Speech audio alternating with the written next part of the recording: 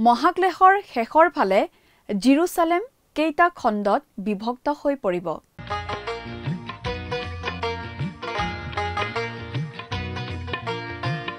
আজিৰে পবিত্ৰ ক্ষণতে উজলি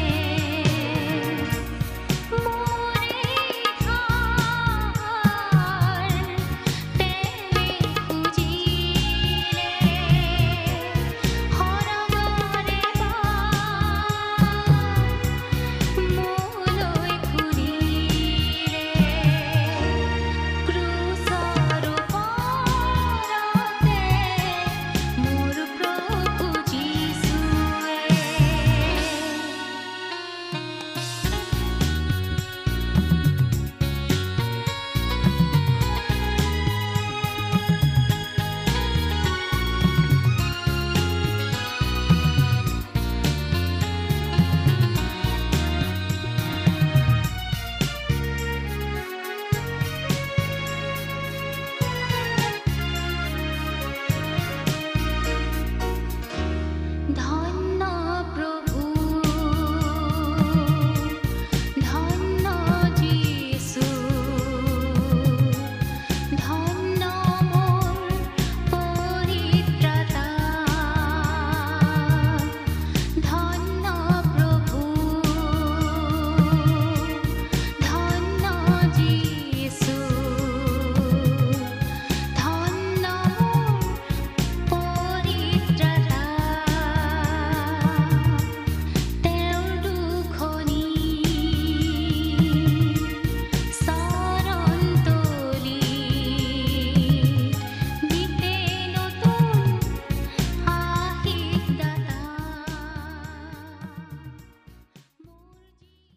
নমস্কাৰ আমাৰ ভক্তিবচন অনুষ্ঠানলৈ আপোনাক স্বাগতম জনাইছো খ্ৰীষ্টীয় বিশ্বাসী লোকসকলৰ বাবে বিশেষভাৱে প্ৰস্তুত কৰা এই ভক্তিবচন অনুষ্ঠানটো হৈছে বাইবেল অধ্যয়নৰ ধাৰাবাহিক অসমীয়া অনুষ্ঠান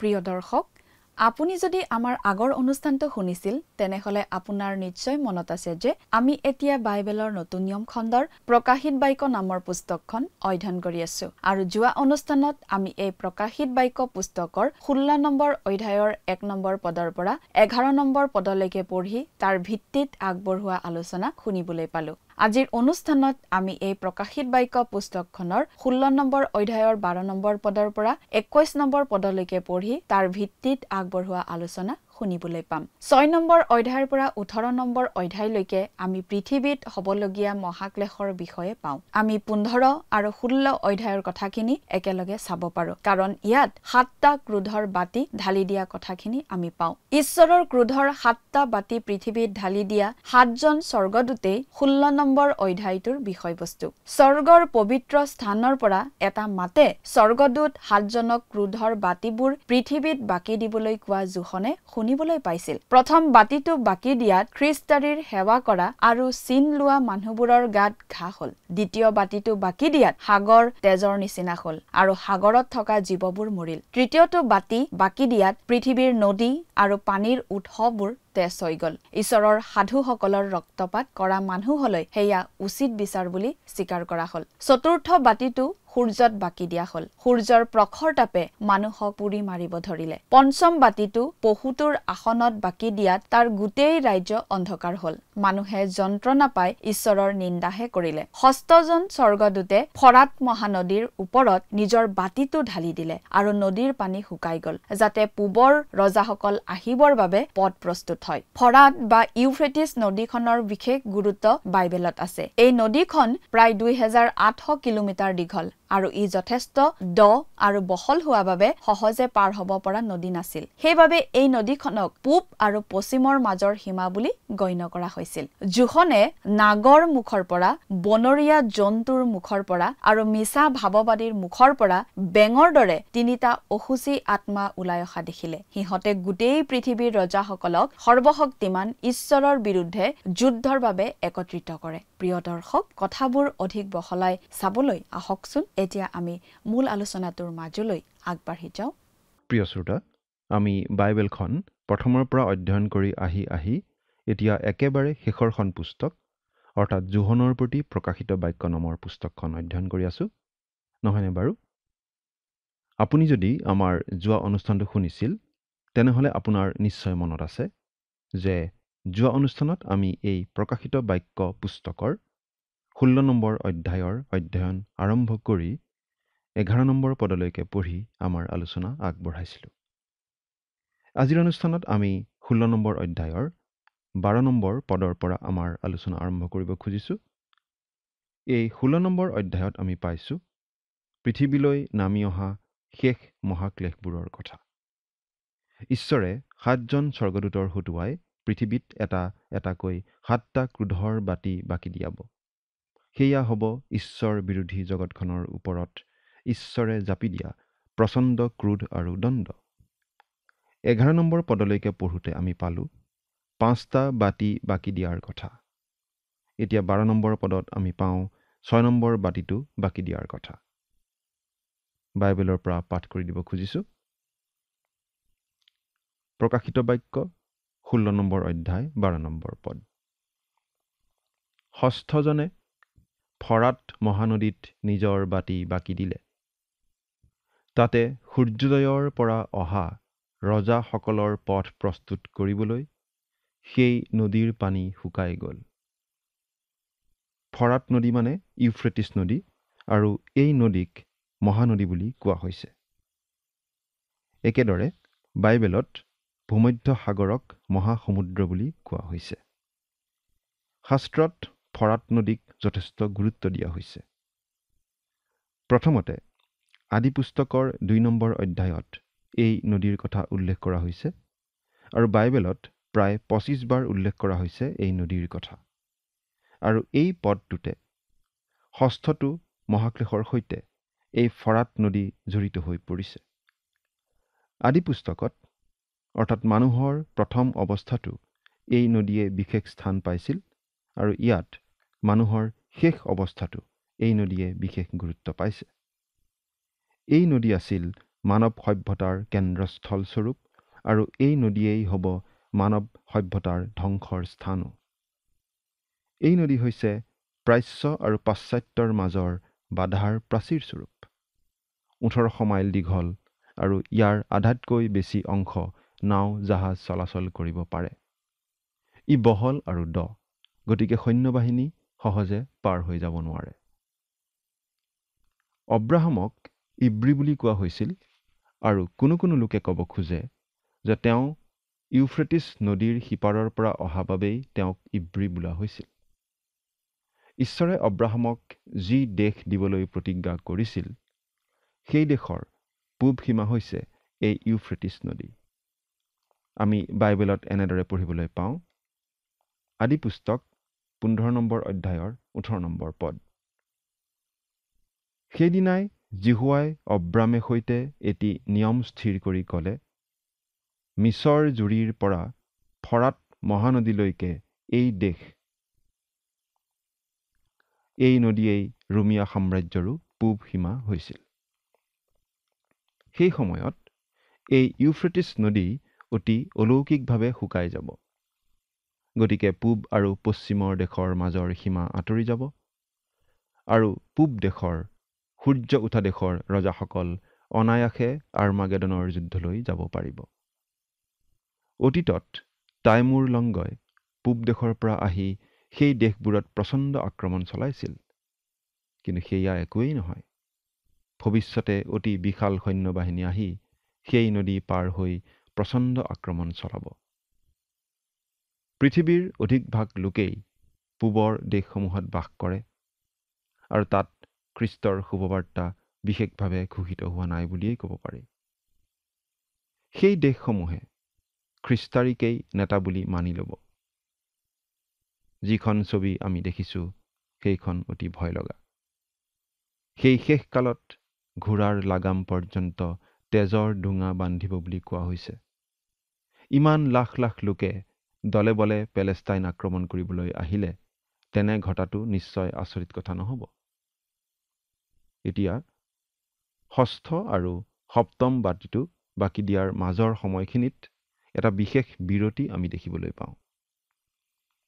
আমি ইতিমধ্যে উল্লেখ কৰি আহিছোঁ যে এই প্ৰকাশিত বাক্য পুস্তকত আমি কেইবাটাও হাতৰ শৃংখলা পাওঁ, যেনে 7টা চাপ থকা পুথিখন প্ৰভু যীশুৱে মেলাৰ কথা, 7টা তুৰিধ্বনিৰ কথা, 7জন ব্যক্তিৰ কথা, আৰু ইয়াত পাই আছোঁ আমি 7টা ক্ৰোধৰ বাতিৰ কথা। আৰু প্ৰতিটো হাতৰ শৃংখলাৰ ক্ষেত্ৰতেই 6 নম্বৰ আৰু 7 নম্বৰ ঘটনাটোৰ মাজত এটা বিৰতিৰ কাল আমি পাওঁ। ধুমুহাৰ আগে আগে যেনেদৰে সকলো পিনে নিতাল মাৰে, ঠিক তেনেকৈ 7 নম্বৰটো অহাৰ আগে আগে যেন অলপ বিৰতি। ইয়াৰ একমাত্ৰ ব্যতিক্ৰম আমি দেখিছিলোঁ সেই 7জন বিশেষ ব্যক্তিৰ ক্ষেত্ৰতহে। আৰু এই বিৰতিৰ উদ্দেশ্য হৈছে কথাখিনি অলপ বহলাই জনাই দিয়া। এতিয়া আমি 13 আৰু 14 নম্বৰ পদ দুটা পাঠ কৰি দিম। ইয়াত এনেদৰে লিখা আছে,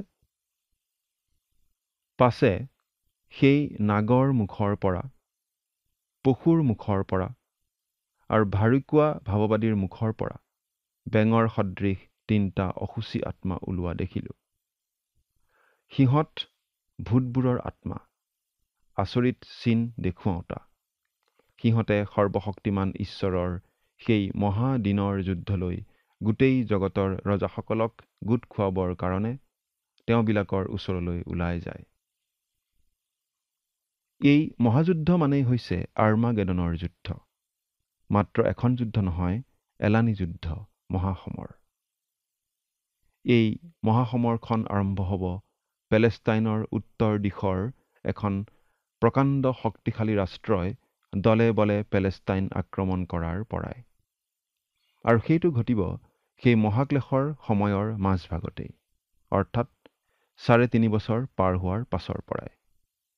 এই মহাযুদ্ধৰ আৰম্ভণি হ'ব বুলি অনুমান কৰিব পাৰি ঠিক সেইখিনি সময়ৰ পৰাই। এই সমৰ চলিব গোটেই পেলেষ্টাইন দেশজুৰি, জিহুচাফতৰ উপত্যকাৰ পৰা ইদুম পৰ্বতলৈকে। এই সমৰ চলিব প্ৰায় 3.5 বছৰ কাল ধৰি। আৰু এই সমৰৰ অন্ত পৰিব প্ৰভু যীশুৱে এই পৃথিৱীত তেওঁৰ ন্যায় শাসন প্ৰতিষ্ঠা কৰিবলৈ স্বৰ্গৰ পৰা নামি অহাৰ লগে লগে। ধাৰ্মিকতাৰ সূৰ্য উদিত হ'ব দেউকাত সুস্থতা লৈ। ইয়াত আমাৰ আগত নৰকৰ তৃতীয় ৰূপ দাঙি ধৰা হৈছে: শয়তান, খ্ৰীষ্টাৰী আৰু ভুৱা ভাৱবাদী। সেই তিনিজনে একলগ হৈ কাম কৰিব আৰু জগতৰ জাতিসমূহক একগোট কৰি ইছৰাইলৰ বিৰুদ্ধে অভিযান চলাই এই পৃথিৱীত ঈশ্বৰৰ আঁচনি ব্যৰ্থ কৰিবলৈ চেষ্টা কৰিব। ঈশ্বৰে অব্ৰাহাম আৰু অব্ৰাহামৰ বংশৰ প্ৰতি কিছুমান প্ৰতিজ্ঞা কৰিছিল। তেওঁ ইব্ৰী লোকবোৰৰ সৈতে কিছুমান চুক্তি কৰিছিল। সেই চুক্তি তেওঁ লংঘন নকৰে। একেদৰে তেওঁ আজি খ্ৰীষ্টীয় বিশ্বাসীসকলৰ প্ৰতিও বিশেষ প্ৰতিজ্ঞা কৰি থৈছে যে প্ৰভু যীশুক ত্ৰাণকৰ্তা বুলি গ্ৰহণ কৰা লোকক তেওঁ পৰিত্ৰাণ দিব। সেই চুক্তি, সেই নতুন নিয়ম তেওঁ প্ৰভু যীশুৰ তেজেৰে স্থাপন কৰিছে আৰু সেই চুক্তিও তেওঁ কেতিয়াও লংঘন নকৰে। বহুতো লোকে ভাবে যে ঈশ্বৰে ইছৰাইল জাতিৰ ক্ষেত্ৰত তেওঁৰ হাত ধুলে। তেওঁ আৰু ইছৰাইল জাতিৰ প্ৰতি কৰা প্ৰতিজ্ঞা পালন নকৰে। এনেদৰে ভবা লোকসকলে ঈশ্বৰে পুৰণি নিয়মত ইছৰাইলৰ প্ৰতি কৰা প্ৰতিজ্ঞাবোৰৰ আত্মিক অৰ্থহে কৰিব খোজে, আক্ষৰিক অৰ্থ মানিব নোখোজে। কিন্তু ইয়াৰ কোনো শাস্ত্ৰসন্মত ভেটি নাই। বাইবেলখন আক্ষৰিক অৰ্থতেই আমি বিশ্বাস কৰোঁ। ঈশ্বৰে ইছৰাইলৰ সৈতে স্থাপন কৰা চুক্তি শয়তানে ভংগ কৰিবলৈ সদায় চেষ্টা কৰে। সেই কথা আমি সদায় দেখি আহিছোঁ। কিন্তু সেই মহাক্লেশৰ সময়ত পৰজাতীয় লোকসকলে সদল বলে ইছৰাইলীয়সকলক আক্ৰমণ কৰিব। আমাৰ আগত দাঙি ধৰা এই ভয়াৱহ ছবিখন চালে আমি ভৱিষ্যতে ঘটিবলগীয়া ঘটনাৰ এটা ৰূপ দেখা পাওঁ। বেঙৰ সদৃশ 3টা অসুচী আত্মা। সেইকেইটা বাৰু সঁচা বেং হ'ব নেকি? মিছৰৰ ক্ষেত্ৰত বেংবোৰ সঁচাসঁচি বেং আছিল। এই ক্ষেত্ৰতো সেই বেং আক্ষৰিক অৰ্থতেই বেং হ'বও পাৰে, কিন্তু আমি সেইটো প্ৰতীক বা চিন বুলিহে ভাবোঁ। আৰু ইয়াতো বেঙৰ সদৃশ বুলিহে কোৱা হৈছে, বেঙেই বুলি কোৱা নাই। যদি বেং, তেন্তে নিশ্চয় বেং বুলিয়েই ক'লেহেঁতেন। এই বেঙৰ সদৃশ বস্তুকেইটাৰ বিষয়ে এজন বিখ্যাত পণ্ডিতে এনেদৰে মন্তব্য কৰিছে: সেইকেইটা অসুচী আত্মা, শয়তানৰ লগৰীয়া আত্মা। শয়তানৰ তৃতীয় শক্তিয়ে সেই আত্মাকেইটা পঠিয়াই দিছে। সেই আত্মাকেইটাই পৃথিৱীখনক উচতাই পৃথিৱীৰ পৰা ঈশ্বৰৰ নাম লুপ্ত কৰিবলৈ চেষ্টা চলাব। সেইকেইটাই পৃথিৱীৰ জাতিসমূহক একত্ৰিত কৰি ঈশ্বৰৰ বিৰুদ্ধে বিদ্ৰোহ কৰাব। কিন্তু ঈশ্বৰৰ হাতত সকলো বিদ্ৰোহী ধ্বংস হ'ব। প্ৰিয় শ্ৰোতা, আজিও শয়তানৰ শক্তিবোৰে বিভিন্ন মাধ্যমৰ সহায়ত মানুহক অপথে পৰিচালিত কৰি থাকে আৰু ঈশ্বৰৰ বিৰুদ্ধে চিন্তা কৰিবলৈ শিকাই থাকে। সংবাদ মাধ্যমে জনসাধাৰণৰ চিন্তাধাৰাত অতি অশুভ প্ৰভাৱ পেলাব পাৰে। সেই অশুভ শক্তিকেইটাইও ঠিক তেনেকুৱাই কৰিব। সিহঁতে পৃথিৱীৰ জাতিসমূহৰ ব্ৰেইন ৱাছ কৰিব, জাতিসমূহক ইছৰাইলৰ বিৰুদ্ধে একত্ৰিত কৰিব আৰু জাতিসমূহে ইছৰাইল আক্ৰমণ কৰিব। একমাত্ৰ প্ৰভু যীশুখ্ৰীষ্টইহে এই আক্ৰমণ প্ৰতিহত কৰিব পাৰিব। ইছৰাইলৰ সহায় আৰু উত্তৰ বা দক্ষিণ, পূব বা পশ্চিমৰ পৰা নাহে। সেইবোৰ দিশৰ পৰা সমস্যাহে আহিব। তেওঁলোকৰ সহায় আহিব ঊৰ্ধৰ পৰা, প্ৰভু যীশুৰ পৰা, স্বৰ্গমৰ্তৰ গৰাকী প্ৰভু যীশুৰ পৰা। এতিয়া 15 নম্বৰ পদটো পঢ়ি দিছোঁ। চোৱা, মই চোৰৰ নিচিনাকৈ আহিছোঁ, যিজনে জাগি থাকে, আৰু যাতে তেওঁ উলংগ হৈ নুফুৰে আৰু তেওঁৰ লাজ দেখা নাপায়, তাৰ কাৰণে নিজ বস্ত্ৰ ৰাখে, তেওঁ ধন্য। চোৱা, মই চোৰৰ নিচিনাকৈ আহিছোঁ। খ্ৰীষ্ট চোৰৰ নিচিনাকৈ আহিব, অৰ্থাৎ কোনেও গম নোপোৱাকৈ হঠাতে আহিব। কিন্তু খ্ৰীষ্টীয় মণ্ডলীৰ কাৰণে তেওঁ চোৰৰ নিচিনাকৈ নাহে, কাৰণ তেওঁৰ আগমন হ'ব বুলি খ্ৰীষ্টীয় মণ্ডলীয়ে জানেও আৰু সজাগো হৈ থাকে। এই বিষয়ে আমি 1 থিচলনিকিয়া 5 নম্বৰ অধ্যায়ৰ 4 নম্বৰ পদটো এনেদৰে পঢ়ি দিব পাৰোঁ। কিন্তু হে ভাইবিলাক, চোৰৰ নিচিনাকৈ সেই দিন তোমালোকৰ ওচৰত উপস্থিত হ'বলৈ তোমালোক আন্ধাৰত থকা নাই। চোৰক আমি কোনেও নিবিচাৰোঁ। চোৰৰ পৰা হাত সাৰি থাকিবলৈহে আমি সকলোৱে চেষ্টা কৰোঁ। আমি চোৰক আদৰণি নজনাওঁ। ক'ৰবালৈ গ'লে আমি আমাৰ ঘৰৰ দুৱাৰত লিখি থৈ নাযাওঁ যে, চোৰ মহাশয়, মই আপোনাৰ বাবে দুৱাৰখন খুলি থৈ গৈছোঁ। আলমাৰীৰ চাবিটো টেবুলতে আছে, অনুগ্ৰহ কৰি দুৱাৰখন নিজে খুলি ল'ব। নাই, আমি কোনেও তেনেকুৱা নকৰোঁ। বৰং চোৰৰ পৰা হাত সাৰিবলৈ আমি দুৱাৰত তলা লগাওঁ। কিন্তু খ্ৰীষ্টীয় মণ্ডলীয়ে খ্ৰীষ্টৰ আগমনৰ বাবে আশাৰে বাট চাই আছে। তেওঁ অহাটোহে আমি বিচাৰিছোঁ। সেইবাবে খ্ৰীষ্টীয় মণ্ডলীৰ বাবে খ্ৰীষ্ট চোৰৰ নিচিনাকৈ নাহে। বাইবেলত আমি এনেদৰে পাওঁ, আৰু পৰমধন্য আশা সিদ্ধিলৈ আৰু মহান ঈশ্বৰ আৰু আমাৰ ত্ৰাণকৰ্তা যীশুখ্ৰীষ্টৰ প্ৰতাপৰ আবিৰ্ভাৱলৈ যেন অপেক্ষা কৰি থাকোঁ, সেই অনুগ্ৰহে এনে শিক্ষা আমাক দিছে। তীত 2 নম্বৰ অধ্যায়ৰ 13 নম্বৰ পদ। কিন্তু মহাক্লেশৰ অন্তত ঈশ্বৰ বিৰোধী জগতখনলৈ খ্ৰীষ্ট আহিব চোৰৰ নিচিনাকৈ। চোৰ অহাৰ নিচিনাকৈ, হঠাতে, কোনেও নজনাকৈ। তেওঁৰ আগমনত জগতখনে হিয়াধাকুৰি কান্দিব, কাৰণ জগতখনে তেওঁ অহাটো নিবিচাৰে। যিজনে নিজৰ বস্ত্ৰ ৰাখে তেওঁ ধন্য। এই বস্ত্ৰনো বাৰু কি? খ্ৰীষ্টৰ ধাৰ্মিকতাই সেই বস্ত্ৰ। খ্ৰীষ্টৰ ধাৰ্মিকতাৰূপী বস্ত্ৰ পিন্ধি আমি ঈশ্বৰৰ দৃষ্টিত সম্পূৰ্ণ ধাৰ্মিক বুলি গণিত হ'ব পাৰোঁ। 16 নম্বৰ পদটো পঢ়ি দিছোঁ।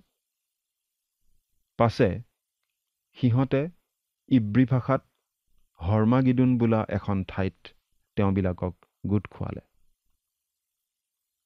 শাস্ত্ৰত কেৱল এই ঠাইতেই হৰ্মাগিদোন শব্দটো আছে। অৱশ্যে এই হৰ্মাগিদোনৰ যুদ্ধৰ বিষয়ে বহু ঠাইত উল্লেখ আছে। ইয়াৰ অৰ্থ হৰ মানে পৰ্বত আৰু মাগিদো মানে এখন পৰ্বত। এছড্ৰেইলন নামৰ সমতল অঞ্চলতেই মাগিদো নামৰ পৰ্বতখন আছে। অতি সাৰুৱা ঠাই। ইয়াতেই ইতিমধ্যে বহু যুদ্ধ সংঘটিত হৈ গৈছে আৰু মানৱৰ ইতিহাসৰ শেষ যুদ্ধখন ইয়াতেই হ'ব। 17 আৰু 18 পদ। আৰু সপ্তমজনে আকাশত নিজৰ বাতি বাকি দিলে, তাতে সেই মন্দিৰ আৰু সিংহাসনৰ পৰা এই মহাবাণী ওলাল, হ'ল। তেতিয়া বিজুলী, মাত আৰু মেঘ গৰ্জন হ'ল, আৰু পৃথিৱীত মনুষ্য হোৱাৰে পৰা যেনে ভয়ানক আৰু মহাভূমিকম্প কেতিয়াও হোৱা নাই, তেনে মহাভূমিকম্প হ'ল। এই 7 নম্বৰ ক্লেশটো অহাৰ লগে লগে আমি উপনীত হওঁ মহাক্লেশৰ একেবাৰে শেষ ক্ষণত। আকাশত মানে কোনো ভৌগোলিক অৱস্থান বুজোৱা হোৱা নাই। প্ৰভু যীশুখ্ৰীষ্ট আকাশ মহাকাশ সকলোৰে নিয়ন্ত্ৰণকৰ্তা। তেওঁ সেই মহাকাশৰ পৰা পৃথিৱীলৈ আহিবলৈ সাজু হ'ব ধৰা আমি ইয়াত দেখিছোঁ। মন্দিৰৰ কথাটো বাৰে বাৰে উল্লেখ কৰা হৈছে, আৰু খ্ৰীষ্টীয় মণ্ডলীৰ সৈতে মন্দিৰৰ কথাটো জড়িত নহয় বুলি আমি বাৰে বাৰে উল্লেখ কৰি আহিছোঁ। ইছৰাইল জাতিৰ সৈতেহে মন্দিৰৰ কথাটো জড়িত, কাৰণ ইছৰাইল জাতিকহে ঈশ্বৰে মন্দিৰ দিছিল স্বৰ্গৰ আৰ্হিৰে। ইছৰাইল জাতিৰ 1,44,000 লোকে খ্ৰীষ্টত বিশ্বাস কৰিব। তেওঁলোক সেই মহাক্লেশৰ মাজেদি জয়যুক্ত হৈ পাৰ হ'ব। ইয়াত যি দৃশ্য আমাৰ আগত দিয়া হৈছে, খ্ৰীষ্টীয় মণ্ডলী তাৰ অংশীদাৰ নহয়। সিংহাসনৰ পৰা এই মহাবাণী ওলাল, হ'ল। সেই মাত নিশ্চয় প্ৰভু যীশুখ্ৰীষ্টৰ। সময় হ'ল, মহাক্লেশৰ দিন শেষ হ'বৰ হ'ল আৰু প্ৰভু যীশুৰ দ্বিতীয় আগমনৰ সময় হ'ল। 19 পৰা 21 নম্বৰ পদলৈকে পঢ়ি দিম। ইয়াত এনেদৰে লিখা আছে, তাতে মহানগৰখন 3 ভাগে বিভক্ত হ'ল আৰু পৰজাতিবিলাকৰ নগৰবোৰ পৰিল আৰু ঈশ্বৰৰ প্ৰচণ্ড ক্ৰোধ ৰূপ দ্ৰাক্ষাৰসেৰে পৰিপূৰ্ণ পাণপাত্ৰ সেই মহাবাবিলক দিবলৈ ঈশ্বৰৰ সাক্ষাতে তাক সোঁৱৰণ কৰা গ'ল আৰু আটাই দ্বীপ পলাল, পৰ্বতবোৰো আৰু পোৱা নগ'ল আৰু মানুহৰ ওপৰত আকাশৰ পৰা এমোন গধুৰ হোৱা এনে মহাশিলাবৃষ্টি হ'ল। এই শিলাবৃষ্টিৰূপ উৎপাতৰ কাৰণে মানুহে ঈশ্বৰক নিন্দা কৰিলে, কিয়নো সেই উৎপাত অতি মহান। এই মহাক্লেশৰ সামৰণি। প্ৰচণ্ড ভূমিকম্পত জেৰুচালেম 3 ভাগত বিভক্ত হ'ব। অৱশ্যে পৃথিৱীৰ নগৰবোৰ ধ্বংস হ'ব সেই প্ৰচণ্ড ভূমিকম্পৰ ফলত। বাবিলৰ পতন হ'ব বুলি ইয়াত আকৌ উল্লেখ কৰা হৈছে। আটাই দ্বীপবোৰ পলাল, অৰ্থাৎ দ্বীপবোৰো লৰচৰ হ'ব। ভূভাগৰ সীমাবোৰ সলনি হ'ব। মুঠতে পৃথিৱীত প্ৰচণ্ড আলোড়ন হ'ব আৰু শেষত প্ৰচণ্ড শিলাবৃষ্টি হ'ব। আৰু সেই সময়ত যি শিলাবৃষ্টি হ'ব সি হ'ব অভূতপূৰ্ব। আৰু এই শিলাবৃষ্টিৰেই মহাক্লেশৰ সময়ৰ অন্ত পৰিব আৰু তাৰ পাছতেই হ'ব প্ৰভু যীশুৰ দ্বিতীয় আগমন। প্ৰিয় শ্ৰোতা, প্ৰভু যীশুৰ দ্বিতীয় আগমনৰ বাবে আপুনি বাৰু আশাৰে আগ্ৰহেৰে বাট চাই আছেনে? চিন্তা কৰি চাওকচোন। ঈশ্বৰে আপোনাক আশীৰ্বাদ কৰক। আমেন।